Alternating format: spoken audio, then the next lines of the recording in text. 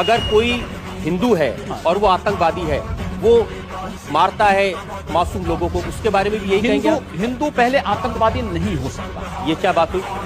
मैं इस बात की गारंटी ले सकता हूँ। मैं एक सन्यासी हूँ। अगर हमारे एक हाथ में माला है तो दूसरे हाथ में हम भाला लेकर के भी चलते हैं। और अगर अगला पक्ष शांति से नहीं रहेगा तो क्या करेंगे? अगर शांति से नहीं रहेगा तो उसको शांति से रहना सिखाएंगे। आतंकवादी है, मिट्टी तेल छिड़क करके आप लगा दीजिए, फेंक दीजिए उसको, जिससे पता ही ना लगे। क्या मतलब है?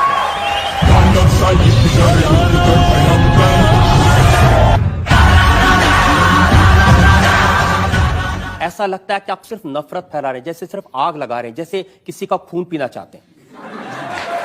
मैं एक सन्यासी हूं और एक सन्यासी होने के नाते सच बोलने का साहस करता हूं। जो सच है वो बोलता हूं। देश की राजनीति सच स्वीकार करने को तैयार नहीं है।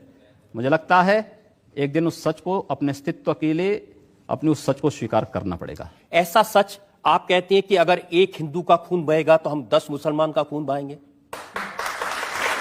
मुझे लगता है किस परिप्रेक्ष्य में हुआ है, किस परिप्रेक्ष्य में कहा गया है, पूरा वक्तव्य सामने आएगा तो मुझे लगता है उस पर ज्यादा बेहतर तरीके से बोलूंगा। चलिए आपको मैं पूरा वक्तव्य सुना देता हूं आपका। ऐसी क्या बात है?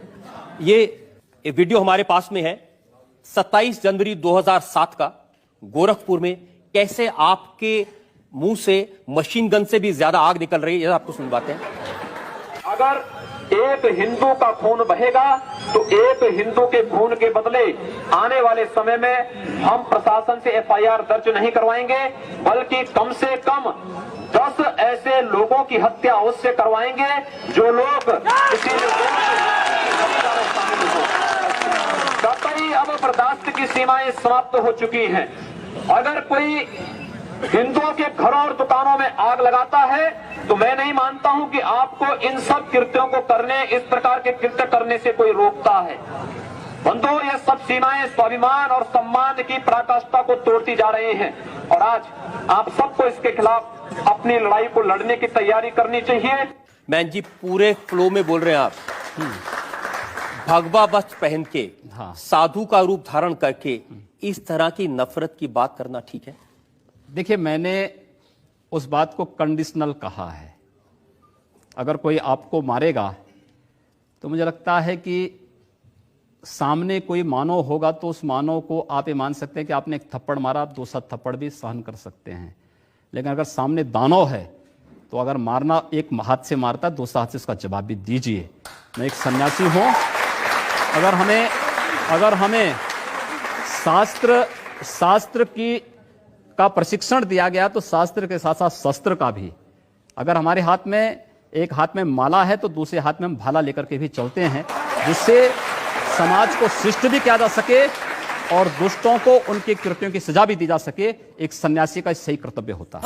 ये सारे जुल्म जाल से दूर हूं मैं, इसलिए तो मशहूर हूं मैं, खाना सही समय पे नहीं खा पाता, मजबूर हूं योगी जी, आप भारत की पार्लियामेंट के सदस्य हैं, आप उस सर्वोच्च व्यवस्था में हैं जो कानून बनाती है। आप लोगों से कह रहे हैं कि हम एफआईआर दर्ज नहीं करवाएंगे, अगर एक मारेगा तो हम 10 मारेंगे। आप गब्बर सिंह हैं कि हमने प्रशासन से इस बात को कहा। जब प्रशासन बात नहीं मानता है, जहां पर प्रशासनिक व्यवस्था पूरी तरह फेल हो चुकी है, जहां पर वो किसी चीज को सुनने को तैयार नहीं है। गोरखपुर में दर्जनों व्यापारियों की दुकानें आग लगाई जा चुकी थी। एक व्यापारी की हत्या सरेआम इसलिए कर दी जाती क्योंकि हिंदू बालिका को जबरन, मुहर्रम का जुलूस उस बालिका के साथ जबरन करने का प्रयास करता और वो व्यापारी उसको बचाने के लिए आता है तो उसकी हत्या सरेआम पुलिस की जीप से खींच करके, चाकू से गोंद करके उसकी हत्या कर दी जाती है। कोई इस बात को सुनने को तैयार नहीं। आखिर हम लोग बाकी इसके अलावा हमारे पास चारा क्या है? अपने लोगों को संगठित करके इस प्रकार के अन्याय का प्रतिकार करना।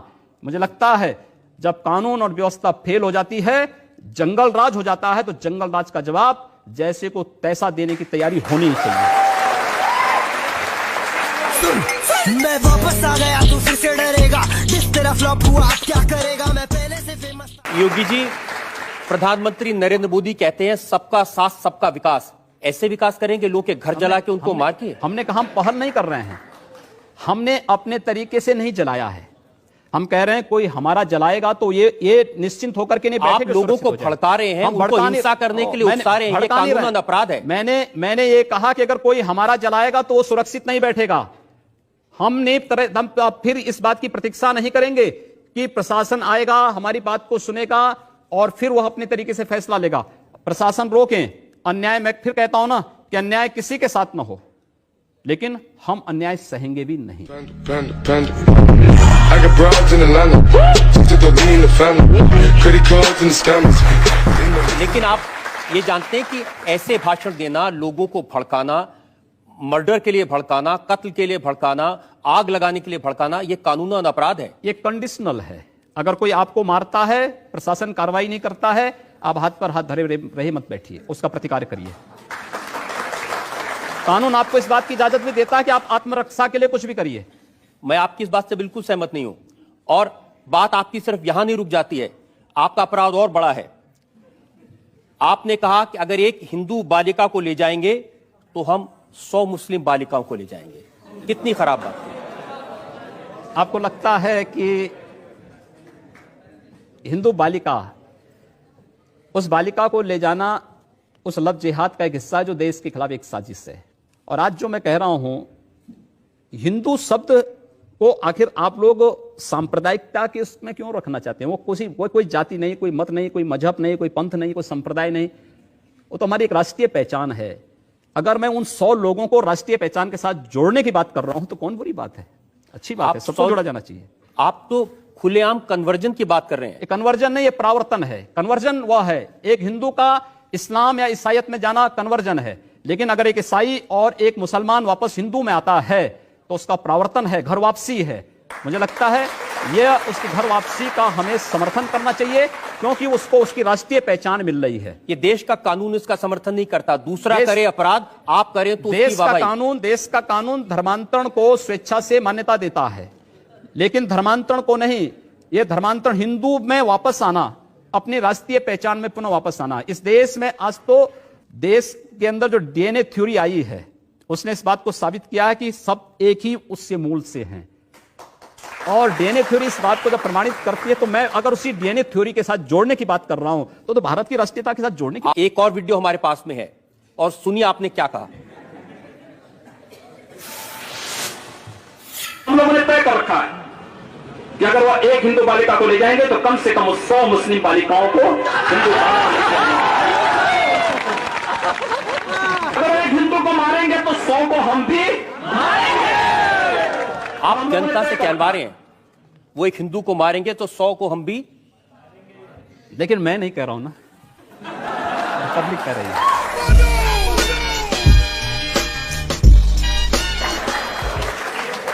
इस बयान में आपने यह भी कहा कि गोरखपुर में हिंदू लड़के मुस्लिम बालिकाओं से शादी करते हैं, यह परंपरा है।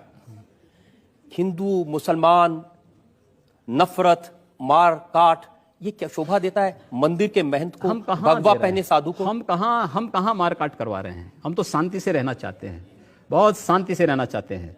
लेकिन जो लोग शांति से रहना नहीं देना चाहते हैं, तो आखिर उसका भी तो कोई उपचार होगा।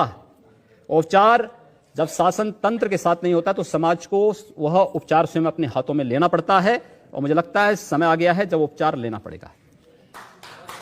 योगी जी, इस समय देश में आपकी सरकार है। जी हाँ। एक तरफ नरेंद्र मोदी लाल किले की प्राचीर से कहते हैं कि 10 साल तक दंगे फसाद को पीछे छोड़ दो, सिर्फ विकास की बात करो। इस देश के अंदर एक भी दंगा हिंदुओं की ओर से नहीं हुआ है। देश के दंगों के इतिहास को आप देखेंगे, मैं आपको बताऊं, पूरे देश के अंदर दंगे कहां होते हैं? 3 श्रेणियां उसकी हैं। 10 से 20% की आबादी, 20 से 35% की आबादी, और 35 से ऊपर की आबादी। 10 से 20 की आबादी जो है, यहां पे छुटपुट सांप्रदायिक झड़पें होती हैं, जहां पर मुस्लिम आबादी 10 से 20% के बीच में है। 20 से 35% की आबादी जहां भीषण दंगे होते हैं, और 35 से ऊपर की आबादी जहां गैर मुस्लिम के लिए कोई जगह नहीं। ये केवल भारत की बात नहीं कर रहा हूं, पूरी दुनिया की मैं बात कर रहा हूं। पूरी दुनिया के अंदर ये सच्चाई है। ये आपकी थ्योरी हो सकती है, मेरी थ्योरी नहीं, जो सच्चाई है। दूसरा, ये एक भी दंगे की उत्तर प्रदेश में 2.5 वर्ष के दौरान 430 से अधिक सांप्रदायिक हिंसक झड़पें और दंगे हुए हैं। एक भी दंगे की शुरुआत हिंदुओं की ओर से नहीं हुई। एक भी दंगा शुरू करने वाला ना हिंदू होता है ना मुसलमान होता है। कैसी बात कर रहे हैं आप? मैं सच्ची बात कर रहा हूं। आज लोग कह देंगे कि आईएसआईएस के साथ लड़ने वाले लोग न हिंदू है न मुसलमान है, फिर उनके लिए फतिया क्यों पढ़ा जा रहा है? आप कहते हैं कि आतंकवाद की कोई जाति नहीं होती, और राम जन्मभूमि पर हमला करने वाले आतंकवादी जब वहां सुरक्षा बलों के हाथों मारे जाते हैं तो उनके लिए फतिया पढ़ा जाता है? क्यों नहीं उनको अमेरिका की जैसे ओसामा बिन लादेन को अमेरिका ने समुद्र में डाल दिया, पता ही नहीं लगा कहां चला गया, वैसे क्यों नहीं उनके साथ व्यवहार करते हैं? फिर तब उसकी कोई जाति नहीं, उसका कोई मजहब, कोई धर्म नहीं, उसके साथ उसी प्रकार का व्यवहार करिए आप। क्यों उसको फिर जाति के दायरे में, किसी मजहब के दायरे में उसको कैद कर देना ये चाहते तो आप कर रहे हैं कैद, मैं नहीं कर रहा हूं। ये वे लोग कर रहे हैं जो उनको उस प्रकार का वो देने के लिए उतावले दिखाई देते हैं। और इसलिए मैं कह रहा हूं, अगर जाति नहीं, मजहब नहीं, समाप्त करिए। आतंकवाद की कोई जाति नहीं, कोई मजहब नहीं, आप उसके साथ उसी प्रकार का व्यवहार करिए। आप आतंकवादी है, मिट्टी तेल छिड़क करके आग लगा दीजिए, फेंक दीजिए उसको, जिससे पता ही ना लगे। क्या मतलब है? ये चीजें अपने आप समाप्त हो जाएंगे।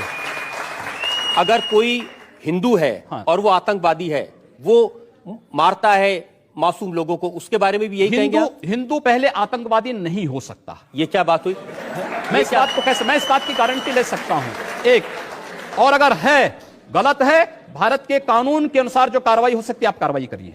देखिए, ऐसी बेसे पैर की बात का तो मैं भी कोई जवाब नहीं दे सकता। मैंने कहा ना दोनों बातें, मैं दोनों चीजें कह रहा हूं। पिछली सरकार ने हिंदू आतंकवादी नहीं हो सकता क्योंकि उसका देश है, उसकी मातृभूमि है, पिछली सरकार ने ऐसे बहुत सारे लोगों को पकड़ा था, जिसमें आरएसएस के लोग थे, जिसमें प्रज्ञा भारती थी, बहुत सारे लोग थे जो लोग भगवा वस्त्र पहनकर आतंकवाद करते थे, जिन्होंने बम लगाए थे, जिन्होंने मारा था लोगों को।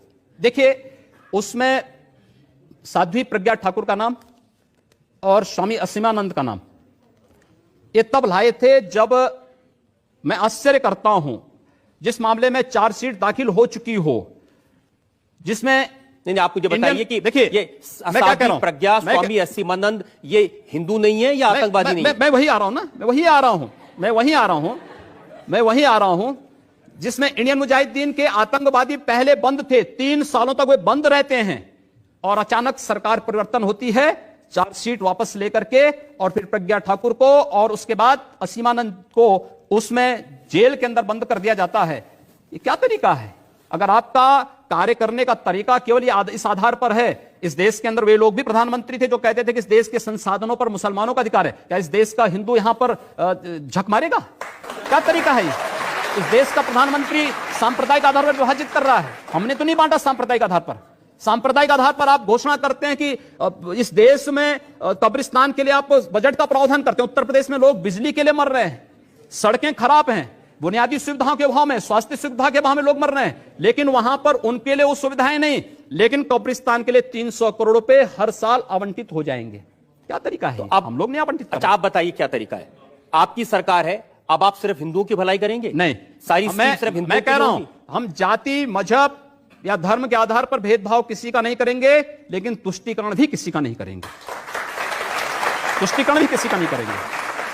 इस देश के नागरिक के रूप में जिसको रहना होगा, भारत के संविधान को मान करके चले, भारत की परंपरा पर विश्वास करे, भारत के महापुरुषों को सम्मान दें, सबका स्वागत होगा। लेकिन अगर भारत के अंदर रह करके ये नहीं चलेगा कि तन भारत में और मन पाकिस्तान में, ये चलेगा तो हम लोग इसको नहीं स्वीकार कर पाएंगे।